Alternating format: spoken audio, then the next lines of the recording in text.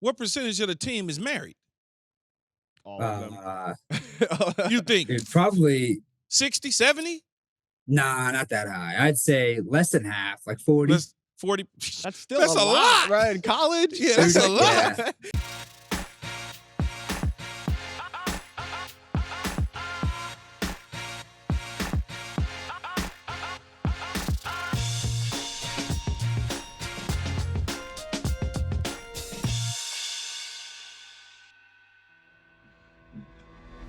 What's going on? It's Keyshawn, and we got another episode of All Facts and No Breaks. As you can tell, I'm way chill, California lifestyle, flip-flops, T-shirt, you know what I'm saying, little shorts. That's how we living right now. But before we get going, I want to remind you to follow All Facts Pod on social media, wherever you get your podcast at, for that matter. Don't forget to subscribe on YouTube. I need to hit 100,000, or me and my son, we need to hit 100,000 subscribers. We need you to do it. We need you to do it now. Coming up on the show, you're going to help me out with this last name, Keyshawn. BYU quarterback Jake Retzlaff. Hopefully I The said that BYU correctly. Jew, according to him. According to him, huh? He'll be joining us later on the show, and we'll have a lot of fun with that. But first, we're going to dive into a lot of things that's going on this week. We'll talk Dallas Cowboys. We'll talk other games. We'll talk a little college football. We'll talk NIL. We'll just have fun. As always, but, you know, my outfit is chilling. You went to the beach this morning, or what's going on? No, it's just, this is what I wear every day. I call it non-threatening. Non-threatening, yeah. Non-threatening. There's I got on a V-neck white T-shirt. I don't have on a high white neck tee. You know what I'm saying? I don't have on jeans down to my ass. I got on board shorts, flip-flops. You know what I'm saying? So people, they feel safe. Yeah, I feel you. All right, let's talk Ohtani. So Ohtani, 50-50 home runs, 50 steals. So his ball just went off for auction for $500,000 starting bid, but you could buy it now for $4.5 million. How do you feel about that? I don't think it's that big of a deal, like that one ball it's being 50. The ball, the home run ball. Yeah, the home run. It went on the auction block originally at 500 and some thousand, correct? Yeah. And now it's up to 4. You can buy it now for $4.5 million. So how did it jump from 500,000 to 4.5? It didn't jump. So like if you wanted to buy it like right now, no auction, just leave it right now, it'd be 4.5 million. But to start off the auction, it's to start the auction. Yes. So somebody could go 500, somebody go 6, 7, 8, 9, 10, Yeah. whatever. If you get to 4.5, that's pretty much where it's at. Damn. How do you feel? Would you I'm a collector of certain things, Yeah. but I think if I had, it's only person buying that is people with endless money though. Like real fuck you money. Like Yeah. I could do what I want to do whenever I want to do it with no problem at all. I got, $12 billion and I'm going to go trick this off on a ball that I just want to have a conversation about as you walk through my foyer. And that's who's buying that ball. 50-50 is pretty crazy though, right? 50 home runs, 50 steals. Yeah, he's never been done past before. that though now. Yeah, he had a steal I don't last think night. I don't think he can get to 60-60, but he had a steal last night. I watched him last night. He different. That's all I can say. He a different dude. I watched him last night. He had a double draw. I think he drove in 2. He had a double, single. He was walked. Stole second. They didn't even try to throw him out. They just was like, whatever. No, so $300,000 the Dodgers offered the fan for it when they first got it. Would you have taken that? What? Okay, so first of all, it's Ohtani's ball. He hit a home run. He can buy it. No, but I'm saying it's his ball, hit a home run. You think I'm a sucker ass that you gonna come to me for $300,000 when I know damn well that he could go down in history as the greatest baseball player ever. Okay, once he gets back to pitching and I just DH it, and I'm gonna give it to you for $300 when I know damn well in the marketplace I can get way more. Yeah, so Aaron Judge, just comparison, Aaron Judge's 67 home run was for 1.5 in 2022. Yeah, come on, man. Stop it. But I feel like teams do this a lot. Like even with Tom Brady you remember with the Buccaneers with that one ball, they tried to. Why do you think they do that? Like they have FU money. They could just buy it if they want. Go to the auction. I don't know why they do it. They feel that's what they're gonna do. If they can get a bargain, catch you slipping.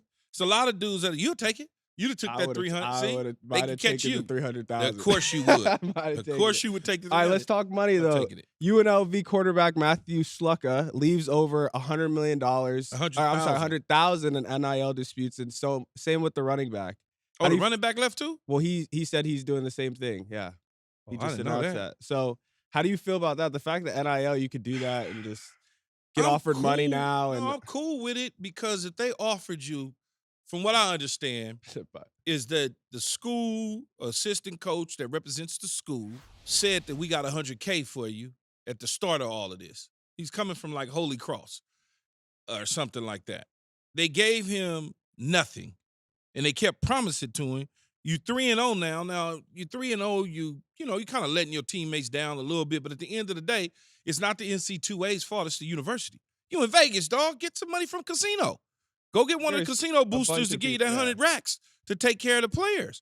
When you small, this is the problem that you're going to have, though. These small schools that don't have the money is pump faking people out as if they got the money like the big schools. When you start talking about the Georgias, the USCs, the Tennessees, the Alabamas of the world, Oregon, they can write the check yesterday.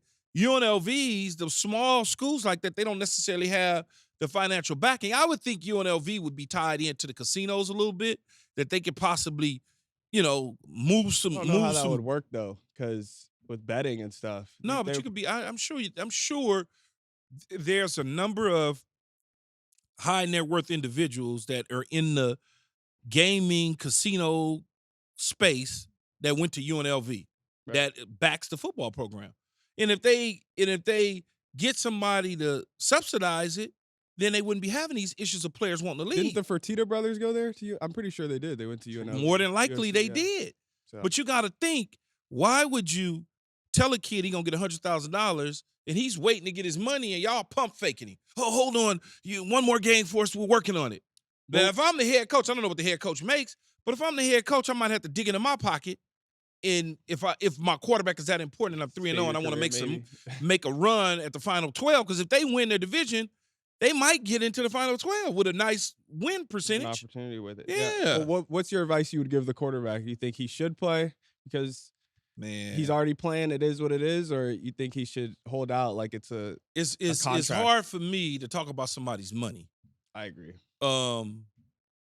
But it's also fucked up that he got to be put in a position to leave the team and leave his teammates behind, that they was having such a tremendous year because the school can't get the finances together. That's the hard You think part. his teammates understand, or they're kind of? I would honestly, where we're at I would right now with understand, NIL, but at the same time, I would understand. I wasn't in the room with the conversation, so I really don't know how the conversation. They couldn't tell me that though. They wouldn't be able to pump fake me out. You would have got, or I would have. I'm sure a lot of people else would have got the money when they told him that he would get it, right? Waiting for it. No, I would. If they said, "Hey, I'm gonna get it," and I came there and I didn't get it, then I would have been pressing them all the way through training. I'd have been pressing them. Yeah. Well, do you know who Jaden Rashada is? That's what happened with him, and he's suing Florida for it. Yeah, the Florida quarterback that said ASU now. He's at Georgia now. He left ASU? Yeah. Now he's at Georgia. Why did he leave ASU? I thought he was at ASU right now. No, he was starting there last year. Yeah, starting, and now he's not there anymore. He's at Georgia. I mean, I'm not watching ASU like that anymore, but damn, he was balling. Yeah, he was. Why did he leave? I think he got hurt, but I'm not sure why he left, but he did leave. I sure hope he didn't leave chasing money, man. This NIL stuff, I just hope the kid didn't leave chasing money. Bear Alexander left USC yesterday. He left yesterday? Wow. He's claiming red shirt, which means he's going to get into the portal. Kind of like the same thing that... Yeah, he claiming red shirt, which means he's going to get into the portal. But he was going to leave before because he wanted more NIL money. So more NIL money was kind of slid his way. But now his reps done reduced. And so, according to my sources, as they say, he didn't like the fact that his reps were reduced. And so he's out. So how would you fix this NIL stuff? I can't fix it. Ain't nothing I can do. Just keep trying to give him money. That's it. Yeah, it's basically the wild what west it is now, huh? All right, well, let's talk NFL, real money football. So Cowboys, Giants, you were saying that the Giants might have an opportunity to win this game. Do you still feel that way? I mean, they look, in the end, I don't think they're going to win. I think the Dallas Cowboys will win a football game. It won't be a 50-0 blowout. They certainly have a much better defensive side of the ball, the Giants do, than they did a year ago. They're up front. They got the Burns kid. They got the Lawrence. They got some stuff that can create some problems for a rookie center that the Dallas Cowboys are going with. You could certainly create some havoc, much like the Ravens did to get to Dak Prescott. But I think that for some reason I feel like the wake up is here for the Dallas Cowboys, because if they lose this game, all hell gonna break loose in Dallas. You think people would get fired or any No, cuts? I don't think or anybody anything get fired, but it's gonna be pretty damn close to getting fired. Okay, so then we got Bills Ravens. Bills are the underdogs at 3-0. How do you feel about that? But it plus two Plus and a two and a half. half, yeah. Just a field goal. Where's this game at? This The game should be at is in Ravens. Baltimore. Yeah. I like Baltimore. Now this will go a long ways for Josh Allen's MVP conversation.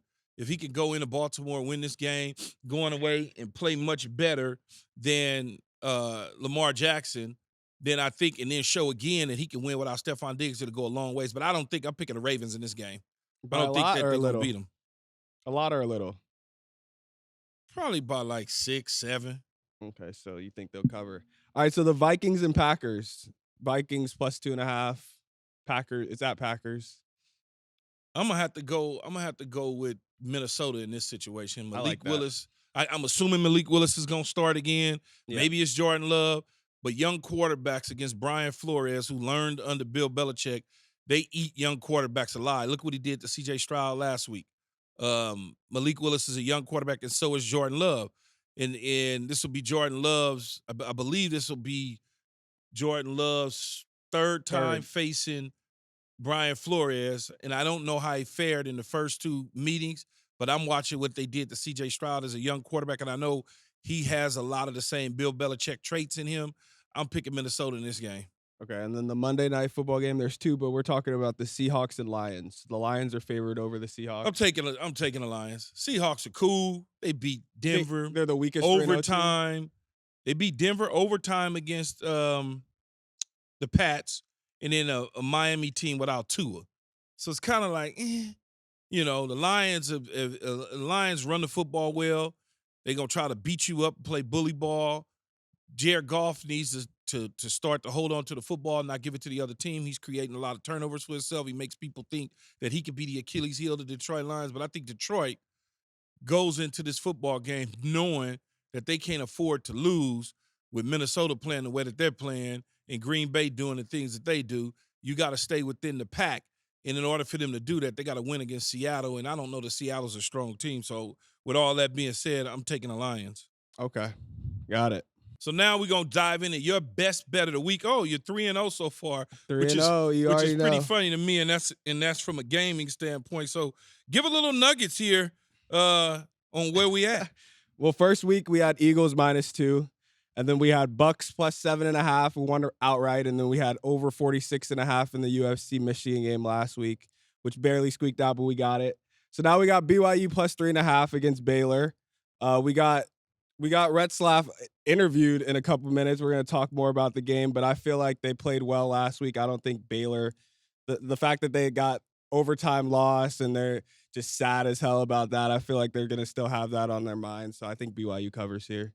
So 4-0. You 3-0, but did you bet your own money? Of course. On these games. Yes, 3-0. You owe me $100 too, so I want my money back. We're not gonna talk about that. I don't know. I actually didn't bet. Now he didn't bet. Okay. So what's the bet? So the BYU game, Baylor is the bet now. So what that means is basically if BYU loses by a field goal, they win. If they win outright, they win, but they just can't lose by 4 or more. It's at Baylor, so I mean, I guess that means something, but I don't believe it means too much. So last week you had Tua as your player of the week to watch. That didn't work out so well. Yeah, I was gonna say that, but you got it. Who's this week's player to watch? I'm gonna take Caleb Williams. Caleb Williams against the Rams. The Rams came from behind victory against San Francisco in Los Angeles last weekend.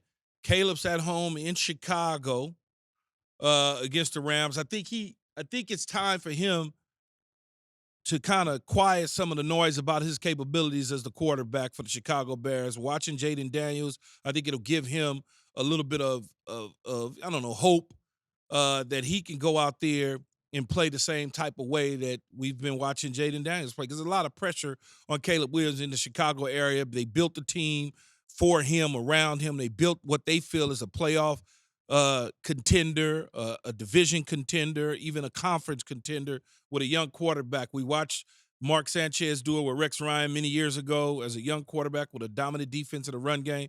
But he needs to get some help on the offensive line as well as the offensive coordinator, and Shane Waldron needs to figure out how to put him in a position and the rest of those guys to succeed. I think when you look at it, I think this is the week to do it against the Rams. The Rams are basically a depleted team. I don't know how they beat San Francisco, but I guess you look at it, whenever you got Matthew Stafford underneath the center, you always got a shot and a chance. But when you look at the roster and you look at the players that they're playing with, there's no reason why Chicago and Caleb Williams shouldn't have a good game. That's my player to watch this week, Caleb Williams. All right, we're going to switch over back to college football. Earlier, we got the chance to talk to BYU quarterback Jake Retzlaff. What's up, Jake, man? How you doing? I'm doing great, man. Feeling great. Jake, the BYU. I got to ask, man, BYU parties, because I went to Arizona, right? So, oh, God. What is that like? I just got to ask.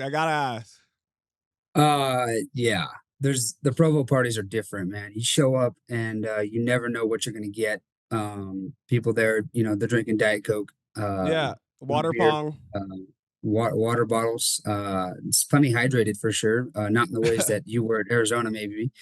But yeah, it's an interesting time, man. I've only been to a couple because being from Southern California, it's definitely different. But yeah, it's a different time. So, Jake, you went to Centennial High School. Centennial's turned out a number of quarterbacks in the past. Who are some of the other guys outside yourself prior to you playing that moved on to Division I football? Tanner? Notable number one is Tanner McKee with the Eagles right now. He played at Stanford. Taylor Martinez is another big name. Robert Weber played Division I football. Anthony Catalano bounced around a little bit in Division I football. So there's definitely some guys ahead of me who played high level. Tanner's obviously number one. I mean, that guy was one of the top recruits in the country, elite 11 quarterback. And he was only a couple years ahead of me. So that was cool. You was not heavily recruited. You wind up going JUCO route like me. I went to JUCO. You originally was going to go to Golden West, and then that's down in Huntington Beach. So you was going to, go down there, surf a little bit, hang out a little bit. Then you said, nah, I'm going to wind up going to Riverside Community College, a school that I actually looked at, but it was so far from L.A. I was like, no, I'm good. I'm too far for me. How was that? How was JUCO for you? Yeah, the journey was kind of nuts, man. I mean, starting off at Golden West, we played good there, man. We won 11-1, ended up losing to Riverside after beating them earlier in the year, which is a fun story, man. Riverside first didn't want to recruit me. They thought they had enough quarterbacks there. We played them week 4. I went down there into their stadium and kicked their butt, which was fun. Being able to kind of prove them wrong. That was kind of the first coach that I got to prove wrong in the recruiting journey. And yeah, after the year, had a good season. Then ended up moving to Riverside, which was closer to home. I lived in Corona, and that's Riverside County. So driving to Golden West every day was tough, man. That was over an hour, both directions. I was staying at my uncle's house for 2 nights, at my old high school coach Matt Logan's house for 1 night a week. And so that was definitely tough. But after that, going to Riverside, getting to play with my brother, that was really fun. That was a good time. And JUCO is a different grind, as you know. And so man, it's so different. I tell people, Jake, all the time about junior college. The one thing about junior college that people don't understand is that it's not like being at a Division I school. There is no hot meals that's just coming in and out. The weight room, you might be missing multiple different weights, right? You try to fire your 45-pounder. Like, where's the other? Where's the other one at? It's one of those deals. But that journey led you to Riverside, and then you became the number 1 junior college quarterback in the country, and you made the decision to go to BYU, and you started off backing up Keaton Slovis, and I didn't even realize Keaton Slovis was still in school, former Pitt guy. I'm like, damn, man, you still in school? Like, not anymore. He's gone now, but yeah, but still, even then, 2 years ago, I'm like, as Keaton a freshman, Slovis. So it feels like so long. He's been playing forever, but now you're the guy at BYU, and you got your opportunity to be a starting quarterback. What's it like playing and being in Provo? I'll tell you what, it's a destination stadium atmosphere. Like if you haven't been, you got to go because the way that place was rocking this last Saturday night against Kansas State was second to none. I challenge any other stadium atmosphere with ours in the country. It's different, and then you get to look up at the mountains pregame, and the scenery is second to none also. And so being a quarterback here is just man, it's a dream, especially, like you said, in junior college, we didn't have a weight room. We had like a weight closet where we'd bring all the weights out and work out in the asphalt parking lot. That's how we did it at Riverside. And so just being here, being JUCO. with all the resources, it feels unlimited compared to, JUCO, because of the lack in JUCO. Yeah. So you're the first Jewish athlete to start at quarterback for BYU and the only starting quarterback of Jewish faith in college football right now. What was it like settling into a faith-based university like BYU where 99% of the population is Mormon? Yeah, it's different for sure. You had to get used to it. But one thing I knew when I committed here was that I could be focused on ball at all times. I could be focused on ball, getting my degree. And that's Mm. what's important, man. Keeping the main thing is so important. So being able to know I could do that at BYU was one of the big reasons why I decided to come to BYU. What I didn't know was that how positive the faith journey could be for me.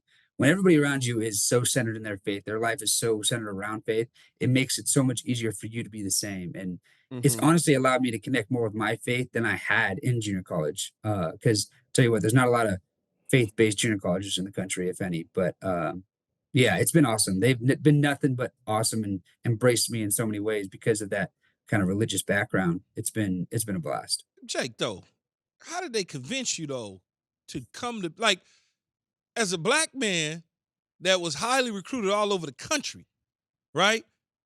Every school in the country, I don't even want to know the amount of offers I had.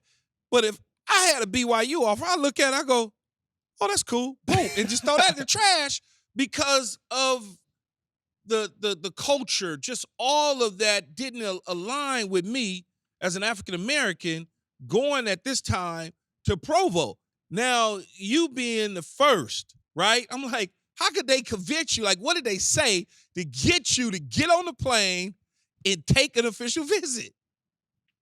Well, man, put yourself in my shoes. You're a quarterback who's got aspirations to play at this level, play at a high level, do great things in college football, and then go to the NFL. And then you look at the rap sheet, and they got Zach Wilson, who just gets drafted number 2 overall, Jaron Hall, who just gets drafted the year before, also is about Mhm. to get drafted while they're recruiting me.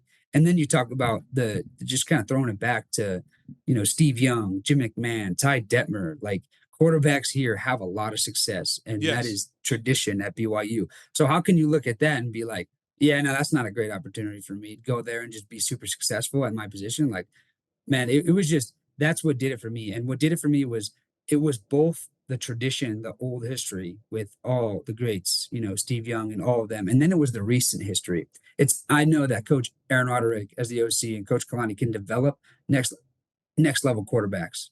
And so like that did it for me going to the Big 12. Like it's just a power. This team has played a Power 5 schedule a lot, but they became a Power 5 school and now a Power 4 school. And so Mhm. just that much opportunity, how can you say no to something like that? Tell me though, Jake. So, like, when you have to go to prayer, for instance, right?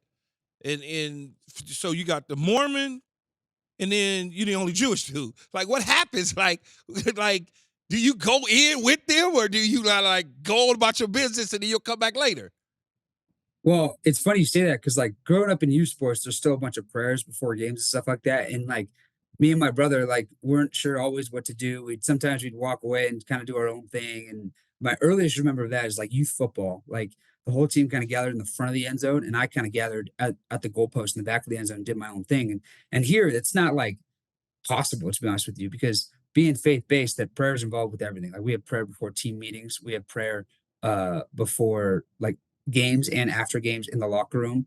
And so me, I've just been able to in my own mind say a similar prayer, say my own prayer, be able when everybody's looking down to look up and be like so grateful for where I'm at, because those moments are the moments where I like to have a little perspective in my life.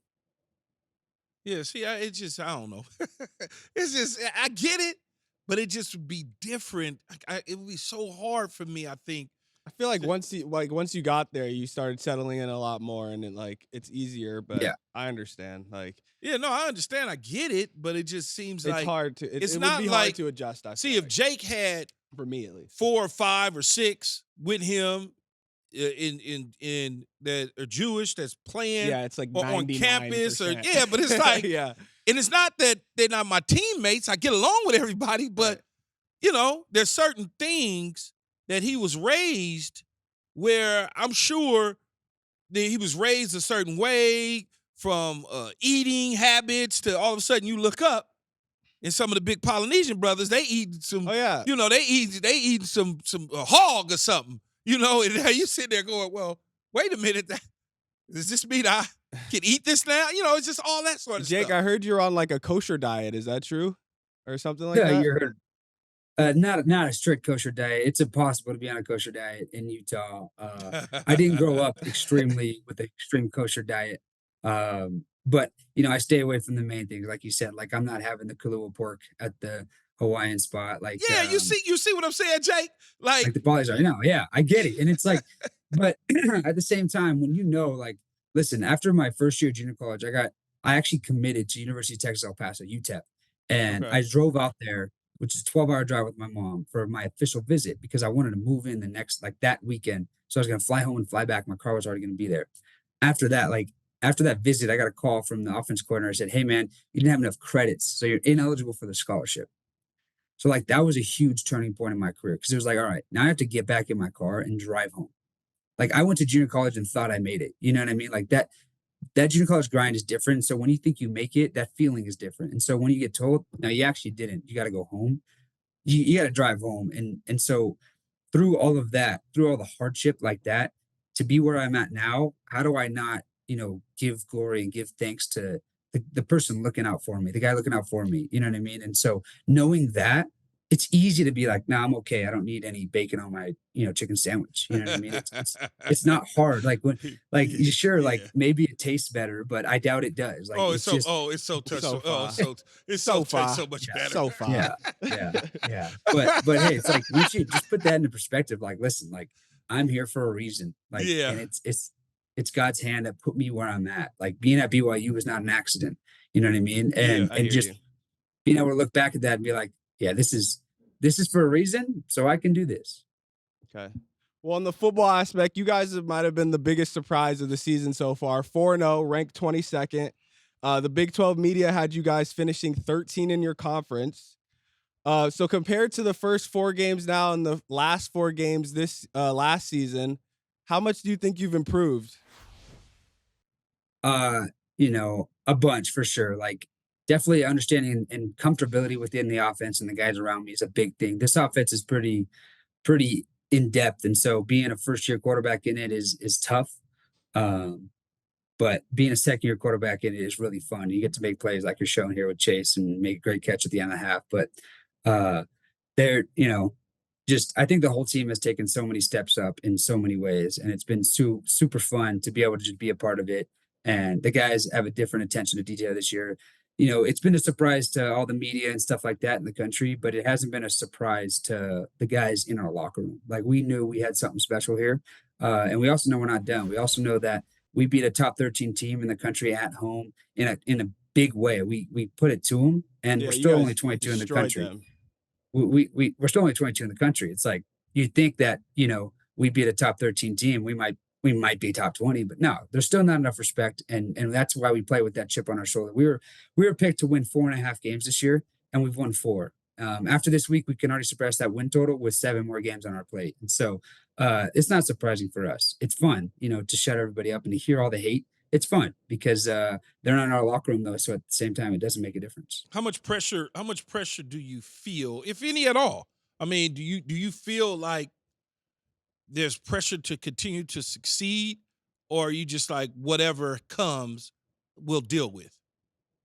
I mean, there's always pressure to be successful at any level of sport. You know what I mean? But then again, we're all here for a reason. We all understand that, and we all can easily deal with it. And like I said, because we're picked to do nothing, it's just so fun to be able to go out there and prove everybody wrong week after week. This week I was surprised against Kansas State. We were not even double-digit underdogs like we were against SMU earlier in the season. And even this week going into Baylor, we're still underdogs. So people still haven't respected us. And so we know that we're taking everything as it comes and just being able to just go up on the field on game day and just play our games with our boys. We don't feel pressure because we believe in ourselves. We don't feel nervous because we know what we got in our locker room. And the guys around us can do it so many different ways. We've been able to score in so many different facets of the game and our defense has played unbelievable. Like they're top 15 in the country, top 5 in the country in a lot of stats. And so, like I said, like it's been fun to win all these games and it's going to be fun to win a lot more games like we are. But we know what we got in our locker room. So we don't feel a bunch of pressure based on outside expectations. We just feel confident what we got in the room. So you guys actually see the spreads, like you see if you're the underdog or not, and you guys take that into, you like notice that, you're like, okay, I see. You guys still think we're underdogs. That's dope. Yeah, yeah, we do for sure. And you probably know this, Keyshawn, from your experience, but like you see that stuff. Now it's up to you whether you give it weight or not. It's up to you. You know what I mean? And so when you're the underdog, it's a little chip on your shoulder. Yeah. When you're taken as the favorite, it's like, all right, let's go be the favorite. You know what I mean? And cover that spread. And so you see it as much as you stay off of social media and stuff like that, you still see it. It still comes up. Somebody's seen it somewhere. And it's just fun to look at a little bit. But the good teams, like what I feel like we got here, we don't give any weight to it. We go out there and play our game no matter what. Well, no pressure, but we have BYU plus 3.5 over here for the bet of the week. So do what you got to do. Good. Bet of the week, do what you got to do. So, Jake, when you look at Baylor on film, what is it that you see? Because they obviously overtime lost against Colorado, which was an amazing football game. What do you see out of Baylor's defense that you could try to take advantage of? I'll tell you what, they're a team with an identity. Like they know what they're going to run on defense, and they kind of know that you know what they're going to run on defense, and they're still going to run it. So it's a pretty interesting way to go about it, which could not be more different than Kansas State the week before, because they could run anything, and it was tough to see with all their different stuff they run. But Baylor, they run their quarters, they run their palm stuff, and a little one with a little pressure. But yeah, I think we can take advantage of throwing the ball over the middle of the field. I think that they believe, it seems like their philosophy is that quarterbacks have a tough time throwing the ball over the middle of the field. So they're going to make them do that and take away the outside. And so I'm excited for this weekend because that's something I love to do, is throw the ball over the middle of the field. You also love to play ping pong, I hear.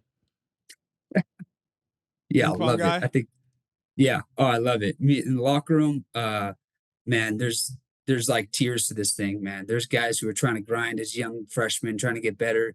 There's the older guys like me who are on top, who those young guys can't touch, man. We'll kick them off our table and say, you can't even play over here yet. You better go get better over there.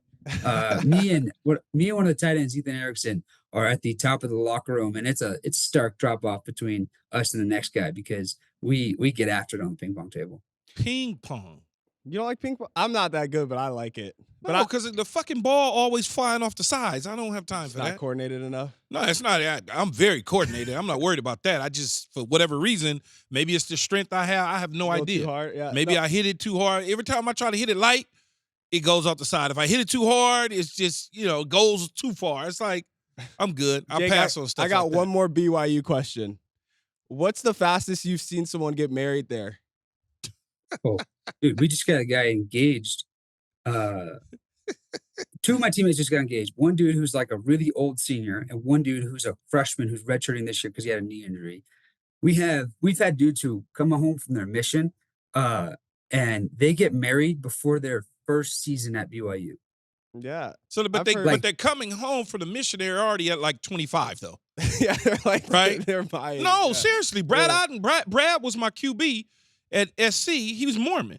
Brad was like 30 before. He'd been on a mission and everything. Played at Weber State, transferred to us. Brad was like 30. I think Tanner did the same thing, right? I'm like, Brad. Tanner went on a mission to Brazil, which is cool because the Eagles went down and played in Brazil this year, and so I heard that he was showing a lot of the guys around, and he knew what the safe parts were and stuff like that. But yeah, guys, they go on that mission at 18, come back at 20. We are a little older, I would say, but I'll tell you what. Imagine going and you're 18 years old, you're starting to become a good football player, and now you got to go away for 2 years and not touch a football for 2 years. So you think you're going to be a better player? You might be older, but it's tough to get back into Definitely a it. So it's challenge, fun. yeah. It's fun to watch those freshmen get back into it because you watch some dudes, and the joke is when it's their first spring ball, man, especially with like these receivers, they're running out there and the Book of Mormon's falling out of their pocket the way they're running and stuff. And but it's a fun time. It's cool. It's definitely cool. And I tell the guys around here, my junior college was my mission because I was there for the 1.5 years, 2 years, 2 seasons. Yeah.